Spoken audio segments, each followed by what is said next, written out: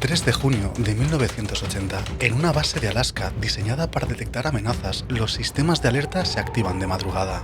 El sonido invade todo el complejo. En minutos, la tensión escala como hacía décadas que no se veía, y algunos oficiales ya se plantean una reacción coordinada a gran escala. La seguridad de Estados Unidos parece estar en juego, hasta que la persona menos esperada se da cuenta de algo extraño. Un técnico consigue identificar el origen de la amenaza. Un circuito integrado con un coste de 46 centavos había fallado. Un mecanismo diseñado para salvar vidas confundió su propio ruido con un peligro a escala mundial. Esta situación, que puede parecer cómica, se repite en tu cerebro todos los días. Según los mayores indicadores globales, el mundo va mejor que nunca. Sin embargo, 7 de cada 10 personas creen justo lo contrario. Tu mente no está diseñada para ver la realidad tal cual es. Está diseñada para sobrereaccionar, para interpretar ruido como peligro. Y estamos en la época con más ruido de la historia. Es posible que estés dudando desde la primera palabra de este vídeo y que pienses algo como que es imposible que el mundo vaya mejor porque sales a la calle y solo ves egoísmo, conflictos, corrupción y gente enfadada por todos lados. Pero si tienes la sensación de que todo va a peor, no es culpa de un mal criterio, es por cómo funciona tu cerebro. La respuesta no está en la política, la cultura o la moral, está en nuestro propio diseño. Tu mente está programada con varios mecanismos y efectos para salir corriendo cuando escucha un ruido por si acaso es un león, antes de quedarse para ver si es un lindo gatito. Porque es mucho más rentable que nuestra alarma salte 30 veces por error a que falle una ante un peligro real. Nuestro mayor problema es que vivimos en un mundo saturado de estímulos. Y esa alarma, que es una ventaja evolutiva, funciona demasiado bien. Y aquí es donde empieza una historia compleja y enrevesada de cómo distorsionamos la realidad. El primer efecto psicológico es muy claro. Tu mente se inclina automáticamente hacia lo negativo. En psicología se llama sesgo de negatividad. Lo malo pesa mucho más que lo bueno. Te felicitan 10 personas en el trabajo y una te critica. ¿En qué crees que vas a pensar cuando llegues a casa? Exacto. Tu cerebro está cableado para aferrarse a lo negativo, porque es lo que te mantiene con vida. Y cuando tu atención se inclina hacia lo negativo, otros mecanismos empiezan a amplificarlo. En concreto, hay otro que distorsiona lo que percibes, y es que tu mente recuerda lo impactante, no lo frecuente. Oyes que hubo un incidente aéreo en Canadá y tu cerebro reacciona como si fuera lo más habitual, aunque estadísticamente tengas más riesgo de tener un accidente de camino al aeropuerto. A esto se le llama heurístico de disponibilidad, y las noticias y las redes lo alimentan sin parar, porque nos muestran lo que más nos conmueve, lo que más nos asusta o lo que más polariza. Luego pensamos mucho más en eso y el cerebro hace el resto. Y para rematar este cóctel perfecto, se suma que vivimos en la era de la hiperconexión. Ya no vemos el mundo tal cual es, vemos una selección constante de lo más alarmante y lo más conflictivo. En psicología de la comunicación se conoce como síndrome del mundo hostil. En el telediario nunca vas a escuchar "hoy 170 países no han entrado en conflicto". Las noticias son noticias porque son negativas. Lo positivo apenas se cuenta porque no engancha. Pero no todo viene de fuera. Parte de esta distorsión es inherente al ser humano. Y hay un efecto que casi nos define como especie. Somos nostálgicos por naturaleza. Tendemos a pensar que todo tiempo pasado fue mejor. Es lo que se conoce como sesgo del declive. Tu abuelo dice que los jóvenes ya no respetan nada y lo curioso es que sus padres decían exactamente lo mismo de él cuando volvía tarde o se colaba con los amigos en los frutales. Cada generación siente que la siguiente es peor. No porque lo sea, sino porque idealizamos nuestro propio pasado. Es el llamado golpe de reminiscencia. Tu cerebro codifica con mucha más fuerza los recuerdos de tu juventud.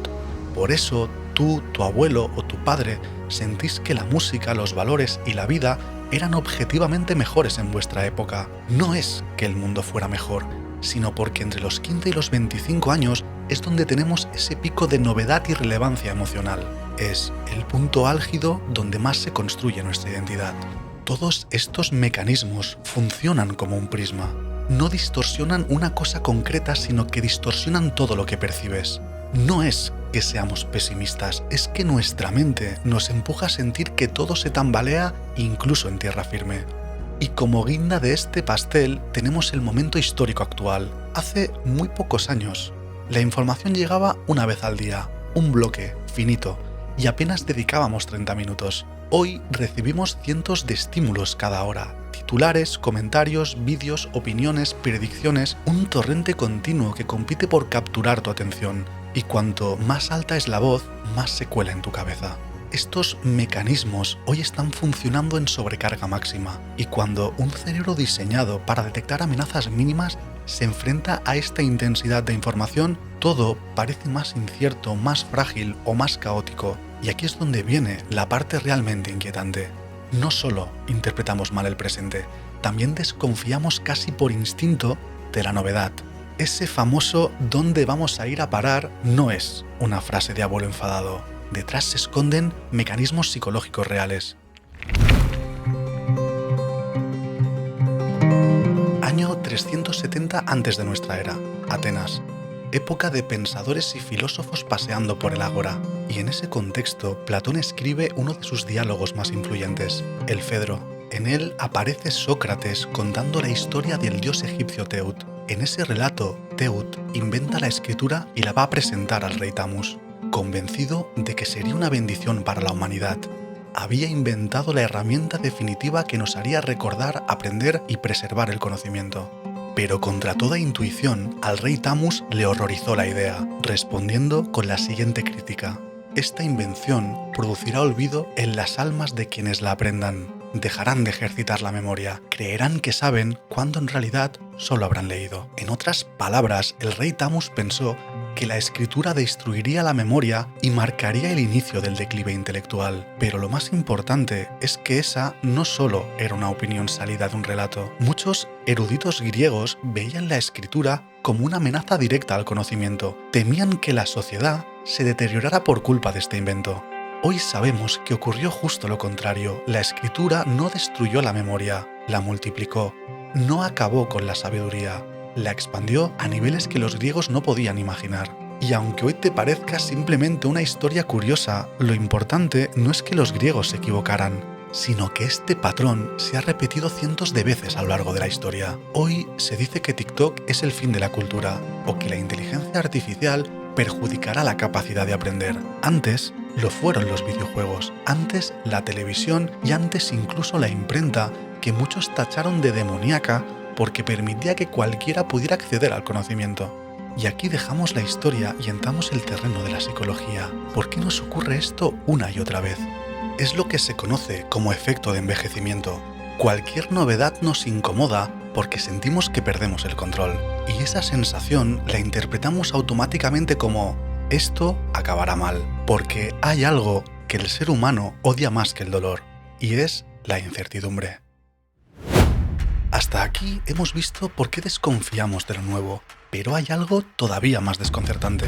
Un último giro del que casi nunca se habla y que complica todo lo que hemos visto mucho más. Es algo paradójico, pero muy real. Cuanto mejor va una sociedad, peor tendemos a percibirla.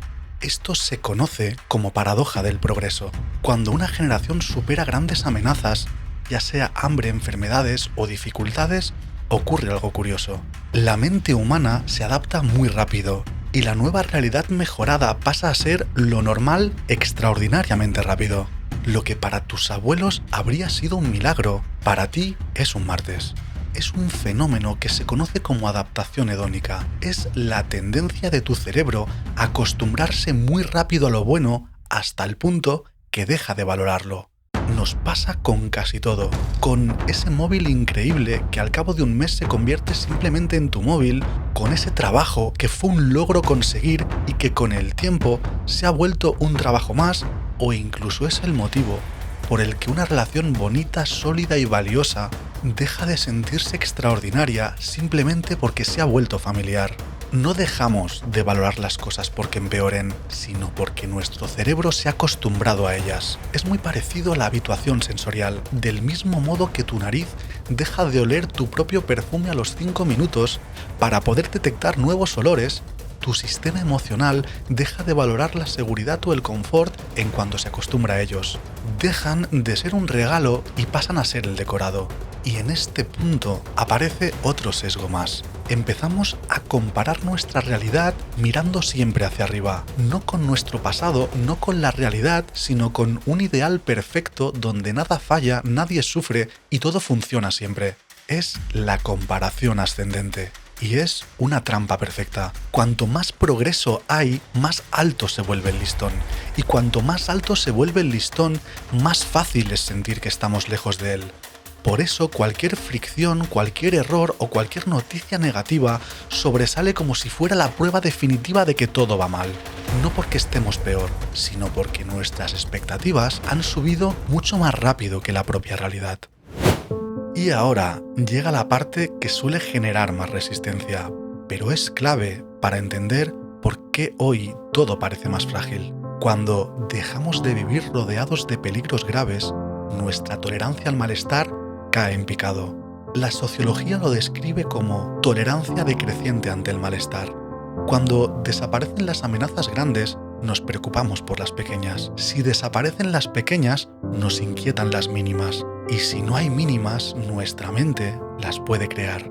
Y paradójicamente, una vez las hemos creado, para nosotros serán igual de reales. No porque seamos dramáticos, sino porque nuestro cerebro evolucionó para buscar peligros. Y cuando no los encuentra, sube el volumen de cualquier ruido. Este efecto se ha medido y demostrado múltiples veces en el laboratorio. Técnicamente se llama cambio de concepto inducido por la prevalencia. En 2018 se publicó un estudio en la revista Science donde los investigadores pusieron a un grupo de personas a mirar una pantalla. En esa pantalla aparecían cientos de puntos. Estos puntos eran de una gama concreta de colores que iban del azul intenso al lila. La misión de los participantes era sencilla. Aprieta el botón cuando veas un punto azul. Al principio del experimento aparecían muchos puntos azules y los participantes acertaban sin problemas, pero a mitad del experimento los investigadores empezaron a reducir drásticamente la cantidad de puntos azules. ¿Qué crees que sucedió? ¿Dejarían de apretar el botón? Pues no, ocurrió justo lo contrario. Como el cerebro buscaba una señal que ya no estaba, amplió su definición de azul. Los participantes empezaron a señalar los puntos lilas, convencidos de que eran azules. El estudio demostró que el cerebro no se relaja cuando desaparecen las amenazas graves. Lo que hace es bajar su umbral de alarma. Y de repente problemas lilas que antes parecían insignificantes, tu cerebro los empieza a etiquetar como azules y pasan a ser amenazas urgentes que debes resolver.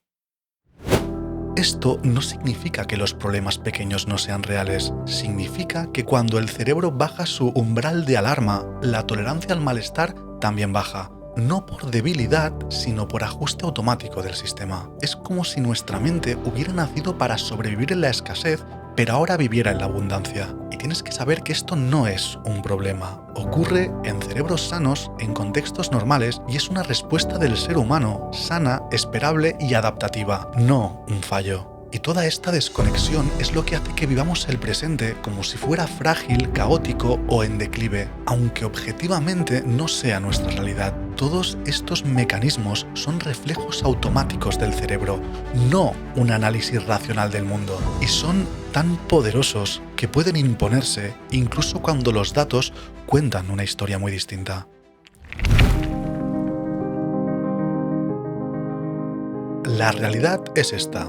Aunque los datos muestran que vivimos más, mejor y más seguros que nunca, nuestra mente insiste y se enroca en pintarlo todo de negro. No porque seamos irracionales, sino porque no funcionamos como un estadístico. Funcionamos como esa alarma de la base de Alaska que salta con una cerilla. Claro que siguen existiendo situaciones de tensiones entre países. Claro que no vivimos en un mundo perfecto. Y por supuesto que no podemos ignorar que a medida que aumenta nuestra capacidad tecnológica y organizativa, aumenta también el impacto potencial de nuestros errores. Pero si miras la película de cerca, el contraste es enorme. Estamos infinitamente mejor que hace 50 años y también que hace 20. La esperanza de vida supera los 70 años a nivel global. Las tasas de decesos infantiles han caído más de un 60% desde 1990. La pobreza extrema, que en los años 80 afectaba a casi un 40% de la población mundial, hoy se sitúa por debajo del 10%. Y la alfabetización, que hace apenas un siglo era un privilegio de pocos, hoy es la norma. Incluso las tasas globales de homicidios han descendido de forma muy significativa en las últimas décadas. En los últimos 30 años no hemos vuelto a ver nada ni remotamente comparable a un conflicto mundial, y los conflictos actuales, aunque terribles, no tienen la escala de destrucción de hace medio siglo. La humanidad siempre ha avanzado, pero el progreso de los últimos 100 años no tiene precedentes. Es como si el efecto acumulado de la cooperación, la educación y la ciencia se hubiera acelerado con el tiempo. En toda nuestra historia nunca habíamos estado tan bien, y nunca habíamos avanzado tan rápido hacia algo mejor. Por supuesto que no es un mundo perfecto, ni lo será nunca. Y afirmar que el mundo mejora no significa ignorar el sufrimiento, los conflictos o las desgracias cotidianas, sino en poder separarlos de las tendencias globales. Vivimos el mejor momento de la historia, pero tenemos un cerebro diseñado para sobrevivir. Y a veces sobrevivir significa confundir ruido con peligro. La buena noticia es que podemos entrenarlo. Podemos observar nuestros propios mecanismos, reconocer cuándo están actuando y decidir no dejarnos arrastrar por ellos. Podemos intentar mirar el mundo con ojos más claros, más informados y más tranquilos. No para volvernos ingenuos, sino para volvernos más precisos. Así que la próxima vez que tu mente te diga qué mal estamos, pregúntate, ¿realmente es el mundo o es mi alarma interna saltando con una cerilla? Pero si el mundo ha mejorado a pesar de nuestros sesgos y de nuestra tendencia al conflicto, no es por casualidad. Hay una lógica oculta detrás, una regla invisible que vemos repetida en muchas especies y que podríamos resumir en una pregunta. ¿Es matemáticamente rentable ser bondadoso o ganas más siendo egoísta? Si quieres descubrir cómo la ciencia ha demostrado que el egoísmo es un gran error estadístico, te dejo el siguiente vídeo donde con matemáticas y teoría de juegos explicamos por qué la jugada más inteligente no es ganar a los demás. Soy Marc Sandín y si quieres aprender cómo aplicar estas estrategias a tu día a día, nos vemos ahí.